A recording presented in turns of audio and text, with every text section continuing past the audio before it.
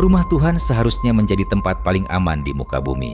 Sebuah santuari di mana siapapun, pendosa maupun orang suci, bisa menemukan ketenangan dan perlindungan. Namun, di Sibolga, dinding-dinding suci sebuah masjid justru menjadi saksi bisu dari mimpi buruk yang paling kelam.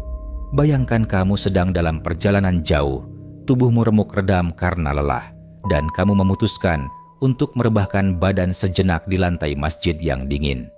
Kamu menutup mata dengan harapan akan bangun dengan tenaga baru, namun takdir berkata lain. Kamu justru terbangun dikelilingi wajah-wajah penuh amarah, dituduh tanpa bukti, dan dipukuli tanpa ampun hingga nyawamu melayang sia-sia. Apa yang membuat hati manusia begitu keras hingga tega menghabisi nyawa sesamanya di tempat ibadah? Ini bukan sekadar kriminalitas, ini adalah matinya hati nurani. Halo Scoopers, selamat datang kembali di saluran investigasi dan cerita kriminal terpercaya, The Scoop. Hari ini kita tidak hanya akan membahas sebuah kasus pembunuhan, tapi kita akan menyelami sebuah tragedi kemanusiaan yang baru saja mengguncang kita semua. Kasus ini mengajarkan kita betapa berbahayanya asumsi liar dan betapa brutalnya aksi main hakim sendiri yang mencederai nilai-nilai keadilan.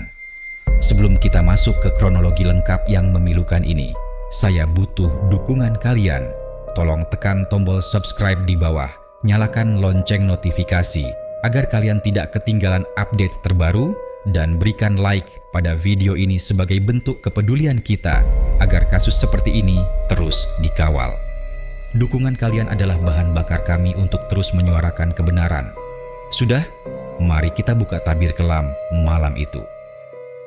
Kisah tragis ini dimulai dari sosok seorang mahasiswa, seorang pemuda yang memiliki masa depan panjang, harapan keluarga, dan mimpi-mimpi yang belum terwujud. Mari kita posisikan diri kita di sepatunya malam itu. Ia sedang menempuh perjalanan di wilayah Sibolga, Sumatera Utara. Kita semua tahu bagaimana rasanya lelah dalam perjalanan jauh. Mata yang berat, punggung yang pegal, dan fokus yang mulai hilang. Tubuh manusia memiliki batasnya, dan malam itu mahasiswa ini mencapai batas tersebut. Di tengah keheningan malam, ia melihat sebuah masjid. Bagi seorang muslim, masjid bukan sekadar bangunan. Ia adalah rumah singgah bagi jiwa-jiwa yang lelah. Tidak ada prasangka buruk di benaknya. Ia tidak berpikir bahwa keputusannya untuk masuk ke halaman masjid itu adalah keputusan yang fatal. Ia melangkah masuk, mungkin sempat mengambil wudhu, atau mungkin langsung mencari sudut yang nyaman di teras atau area terbuka masjid untuk meluruskan kaki. Angin malam Sibolga yang berhembus mungkin terasa menyejukkan baginya saat itu. Ia merebahkan badannya, meletakkan tasnya sebagai bantal, dan membiarkan rasa kantuk mengambil alih kesadarannya. Dalam tidurnya, mungkin ia bermimpi sudah sampai di tujuan, bertemu keluarga, atau sekadar menikmati istirahat yang sangat ia butuhkan. Ia adalah sang musafir yang tidak bersalah. Tidak ada niat jahat, tidak ada rencana kriminal. Ia hanya seorang anak manusia yang butuh istirahat. Namun, ketenangan itu bersifat semu. Di saat ia paling rentan, saat sedang tertidur lelap dan tidak waspada, ancaman justru sedang mengintai. Seringkali kita merasa bahwa bahaya hanya datang di tempat-tempat gelap dan terpencil. Tapi, ironisnya, bahaya kali ini datang di tempat yang disucikan. Mahasiswa ini tidak tahu bahwa detik-detik jarum jam yang berputar saat ia tertidur adalah hitung mundur menuju akhir hidupnya. Ia tertidur sebagai seorang pemuda yang lelah, namun ia tidak akan pernah bangun lagi sebagai orang yang sama. Kelelahan fisiknya menjadi celah bagi petaka yang akan segera datang merenggut segalanya darinya. Sementara korban terlelap dalam mimpi yang tenang, suasana di sekitar masjid mulai berubah mencekam. Dari kejauhan, 5 sosok pria muncul memecah kesunyian malam. Mereka adalah warga lokal, orang-orang yang mungkin setiap harinya terlihat biasa saja, bertetangga, dan berinteraksi layaknya manusia normal. Namun, malam itu ada sesuatu yang berbeda dalam pikiran mereka. Sebuah mentalitas kelompok yang berbahaya atau yang sering kita sebut sebagai mob mentality mulai merasuk. Kelima pria ini melihat ada seseorang yang asing tertidur di masjid. Seharusnya reaksi normal manusia adalah mendekat dan bertanya, atau membiarkan saja karena masjid adalah tempat umum. Namun, entah setan apa yang membisiki telinga mereka. Asumsi negatif langsung menyala di kepala mereka, seperti api yang disiram bensin. Siapa dia? Kenapa dia tidur di sini? Apakah dia pencuri? Pertanyaan-pertanyaan itu tidak mereka cari jawabannya melalui dialog, melainkan mereka simpulkan sendiri jawabannya dengan prasangka terburuk. Mereka mendekat perlahan, seperti predator yang mengincar mangsa yang sedang lengah. Dalam pikiran mereka, mereka mungkin merasa sedang menjadi pahlawan kampung, menjaga keamanan dari orang asing. Padahal, batas antara menjaga keamanan dan melakukan kejahatan sangatlah tipis, dan malam itu mereka melabrak batas tersebut dengan kencang. Tidak ada rasa empati yang muncul saat melihat wajah lelah mahasiswa itu. Yang ada hanyalah kecurigaan yang tidak berdasar. Bayangkan atmosfer saat itu.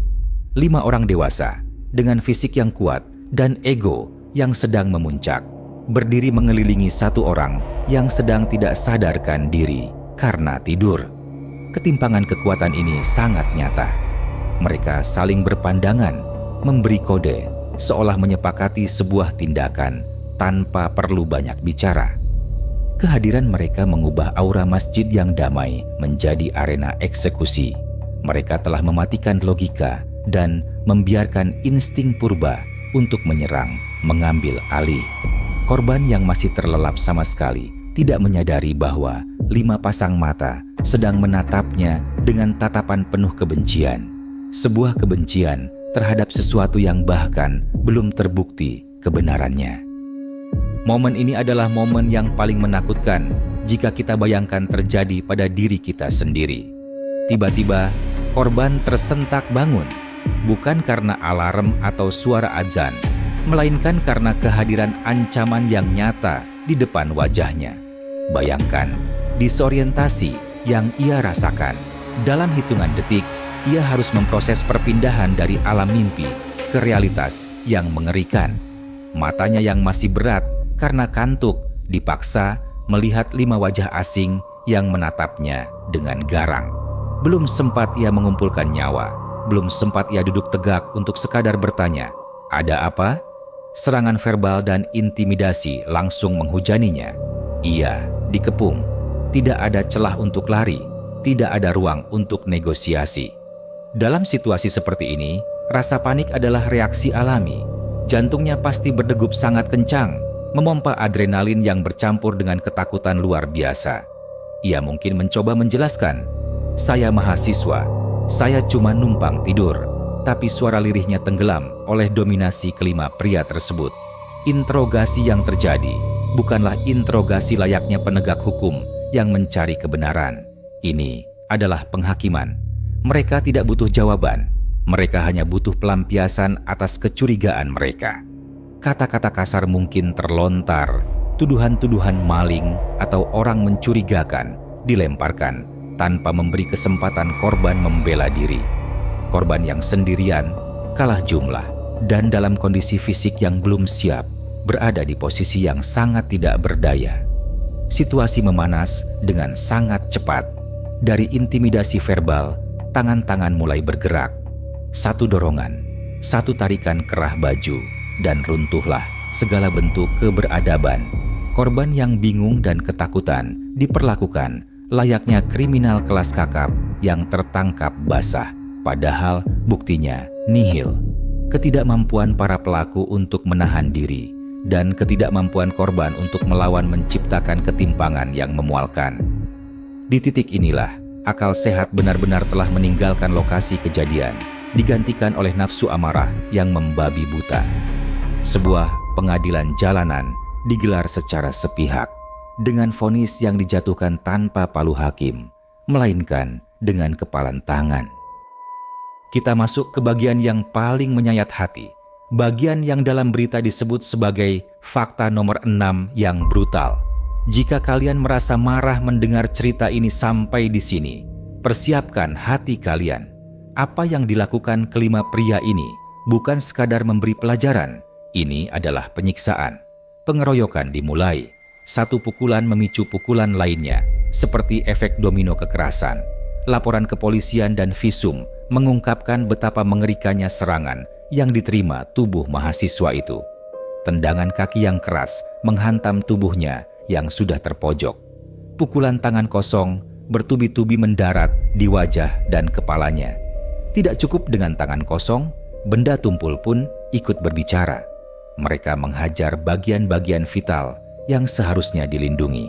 Kepala yang menjadi pusat kehidupan dan kesadaran menjadi sasaran utama kebrutalan mereka.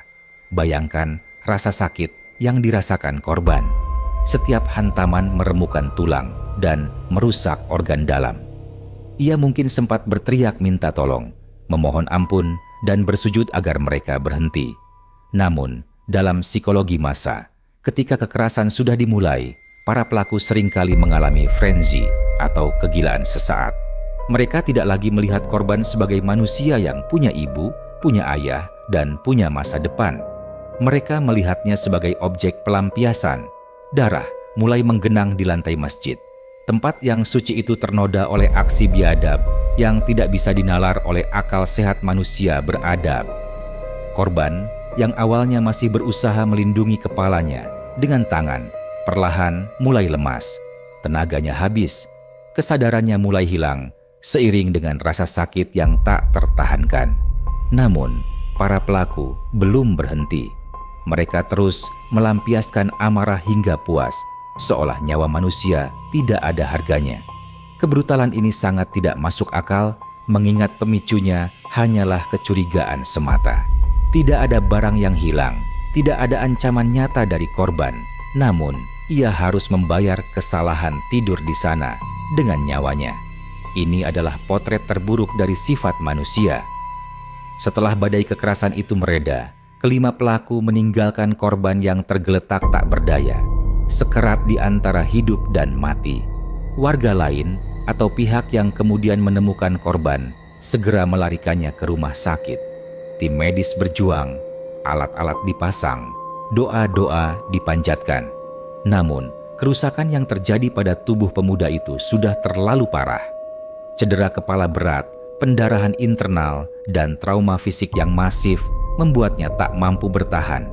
Mahasiswa itu menghembuskan napas terakhirnya, pergi membawa rasa sakit dan ketidakadilan yang ia terima. Berita kematian ini menyebar cepat. Polisi bergerak dengan sigap. Tidak butuh waktu lama bagi aparat untuk mengidentifikasi dan menciduk kelima pelaku. Dan disinilah ironi terbesar terjadi. Saat ditangkap, wajah-wajah garang yang malam itu begitu berkuasa memukuli korban, kini berubah menjadi wajah-wajah pengecut yang tertunduk lesu. Di ruang interogasi, di balik jeruji besi, kegagahan mereka lenyap tak bersisa. Mereka mengaku menyesal. Mereka berdalih tidak berniat membunuh. Tapi, Scoopers, penyesalan selalu datang terlambat. Kata maaf dan air mata mereka tidak bisa membuat jantung mahasiswa itu berdetak kembali. Tidak bisa menghapus duka mendalam bagi orang tua yang kehilangan anaknya.